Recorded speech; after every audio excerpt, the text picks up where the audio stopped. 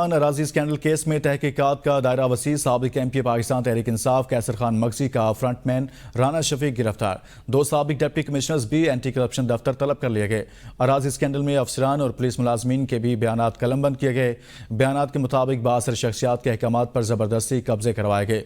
उज़्मा खान अराजी scandal में नायब तहसीलदार लिया और इसी तरह से मजाफाती फरूकी गुज़िश्ता 4 माह से पाबंद सलासल हैं।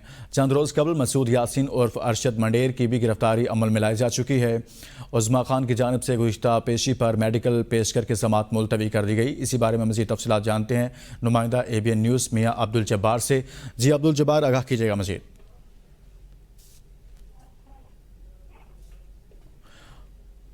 अब्दुल जब्बार, आप हमें सुन पा रहे हैं तो बताइएगा, इससे मुतालिक अराजी स्कैंडल केस में तहकीकात का दायरा वसी कर दिया गया है। जी, ये लिया में जो उज़्मा खान की जमीन इन्होंने खरीदी थी, ये अराजी स्कैंडल अभी वसी किया है। अफसरान और पुलिस मुलाजमीन का भी बयानात कलम बंद होंगे और इसके अलावा बहुत सारी सियासी जो कुव्वतें हैं वो भी सामने आएंगी। तकरीबन जो रकबा है वो 4514 कनाल अराजी है।